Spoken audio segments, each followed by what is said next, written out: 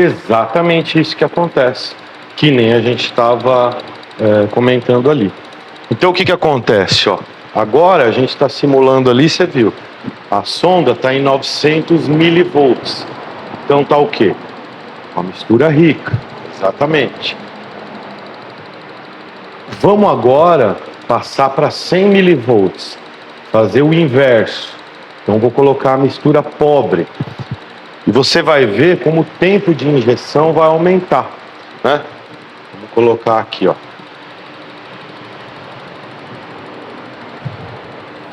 Aqui, ó. 100 milivolts, certo? Então agora a mistura está pobre. Olha como o tempo de injeção vai aumentando ali. Então o módulo está sempre tentando corrigir, né? Lógico que a sonda, ela vai fazer isso, tem que fazer isso, né? Ela fica variando ali com uma certa frequência, né? E o módulo está sempre corrigindo, ele está ali. Está rico? Vamos empobrecer. Como que ele empobrece? Diminuindo o tempo de injeção. Está pobre? Vamos enriquecer. Como que ele enriquece? Aumentando o tempo de injeção. Então ali a gente viu, né, como muda ali o tempo de injeção, né? Porque é dessa maneira que o módulo consegue, né, enriquecer ou empobrecer a mistura. Lógico que além da sonda, ele também tem outras informações. Temperatura da água, temperatura do ar, a pressão ali, né, no caso, pressão negativa no coletor.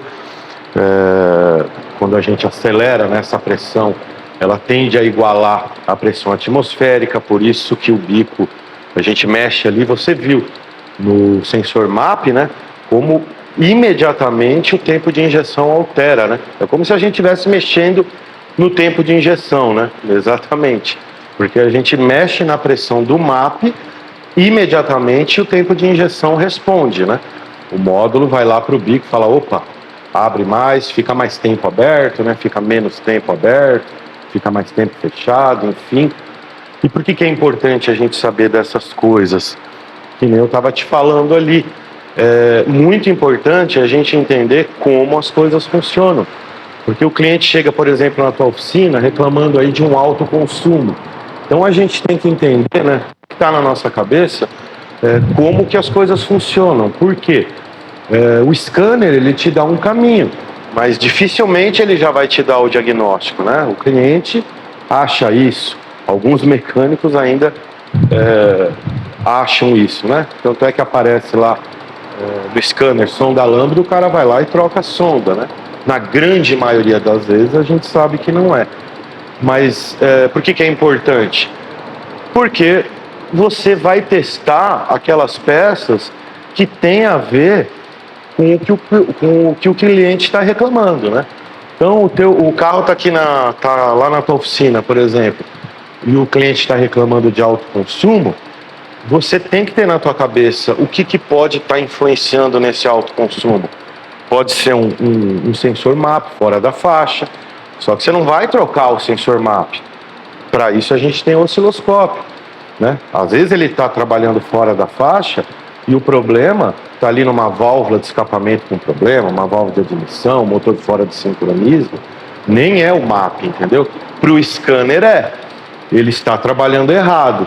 Agora a gente sabe que tem que procurar a causa disso. Pode ser o MAP? Pode, mas na maioria das vezes não é, né? Deixa tocar lá, claro, ligando todo dia, como enche o saco sempre. Perdi até o raciocínio.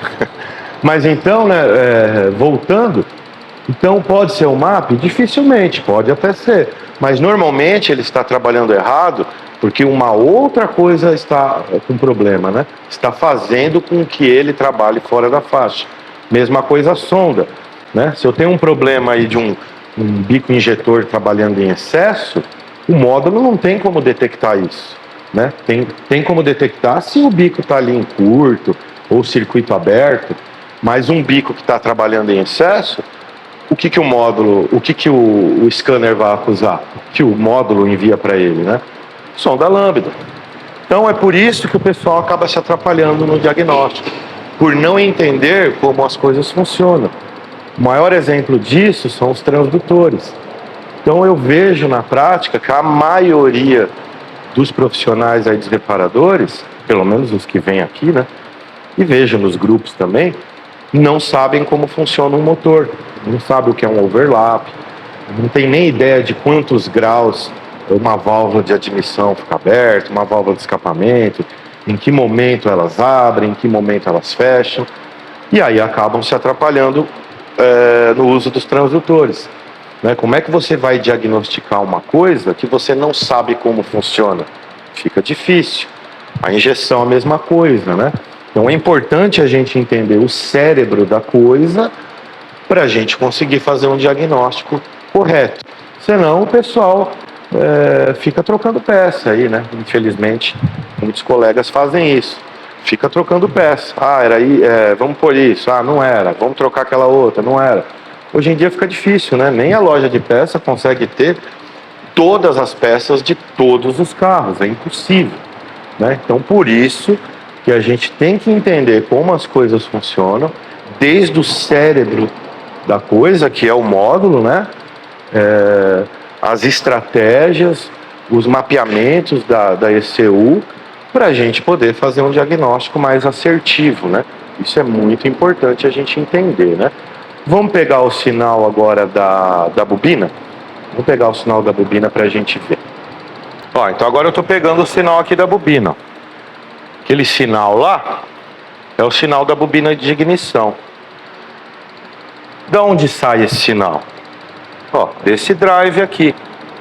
Então se eu espetar aqui, ó, olha lá, é o mesmo sinal, né? Pegando aqui pelo drive de dentro do módulo. Então se eu não tiver um sinal, por exemplo, que está vindo do módulo para a bobina, pode o problema estar nesse drive aqui. Mas cuidado, né? Eu vejo muita gente também vendo 2, 3 coisinhas, né? O cara troca vela, cabo de vela quando tem, bobina, faz uma limpeza de bico, corpo de borboleta, não resolveu o problema, o cara já condena o módulo, né? Ah, não está vindo sinal, por exemplo, do módulo para o bico injetor. Ah, então só pode ser o módulo. Cuidado, né? O módulo é cheio de estratégias. Então, às vezes ele percebe que aquele cilindro não está com uma combustão 100%, né? Hoje em dia, principalmente por causa das leis aí, né? De poluentes, essas coisas todas, né? Aquecimento global, tudo entra nesse rolo aqui. Opa, não estou tendo uma queima 100% nesse cilindro, né? Eu estou detectando ali que a queima ali naquele cilindro não está legal. Como que o módulo faz isso? Normalmente pela velocidade angular ali do virabrequim, né? Então ele sabe que naquele cilindro foi mais lento, né? Esse giro do virabrequim, ele fala, opa, aquele cilindro não está 100%. Então ele vai lá e faz o quê? Vamos matar aquele cilindro. Senão fica uma queima ali, fica indo excesso, né, de combustível para o catalisador, aquela coisa toda. Como que ele mata aquele cilindro? Cortar o bico injetor, né? Então não é que o módulo está com problema, né? Ele cortou o sinal do bico propositalmente, né? Então no caso ali a bobina, ó, estamos ali na bobina agora vendo o sinal. Já vimos que é o mesmo sinal que sai do drive aqui, que nós estamos pegando ali agora por fora. Vamos alterar a tensão para a gente ver o que acontece ali. A rotação, perdão. Vamos fazer primeiro com a rotação, depois a gente altera a tensão também. Vou diminuir bastante essa rotação.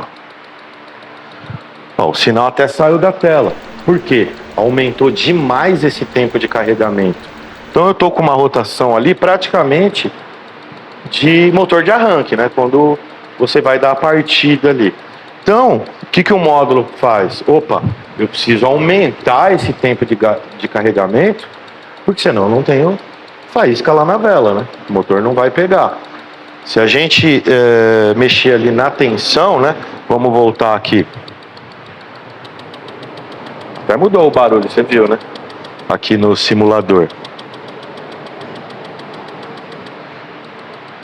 Espera aí que eu mexi no map aqui. Então tá lá de novo, ó, uma rotação 800 RPM, uma rotação de marcha lenta. Vamos mexer agora na tensão. Vamos diminuir, ó, tá com 13,8 volts. Vamos diminuir aqui, ó, para 9,8. Olha como aumentou o tempo de carregamento, né? O módulo está sempre tentando corrigir. A tensão da bateria diminuiu. Como que ele consegue fazer para que a faísca ali na vela não seja prejudicada? Qual o recurso que ele tem? Aumentar o tempo de carregamento do primário da bobina, né? Então veja a importância de uma bateria. Por isso que o diagnóstico sempre começa ali com o teste de bateria, né? A gente faz primeiro, né, que nem a gente comentou ali, a entrevista com o cliente, né, que é muito importante. Mas o próximo passo, o teste de bateria.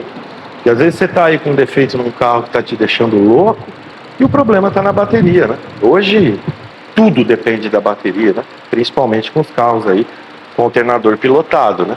Então, às vezes o alternador não está fazendo nada ali, é como se ele estivesse fora do carro. Quem está controlando, quem está alimentando tudo ali é a bateria. Então é muito importante, sempre foi, né? Mas hoje em dia ainda mais a bateria, né? Olha como aumentou o tempo de carregamento ali com uma tensão mais baixa, né? Então são essas coisas que a gente tem que ir entendendo, tem que ir analisando, né? Então a gente tem os recursos. Primeiro a gente tem que ter o conhecimento de saber como as coisas funcionam. Esse é o segredo de tudo.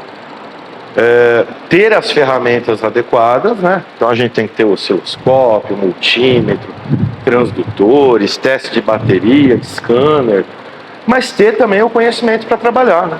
Você ter a ferramenta e não saber trabalhar com ela é a mesma coisa que você não ter, né? Tá lá de enfeite só, gastou dinheiro à toa.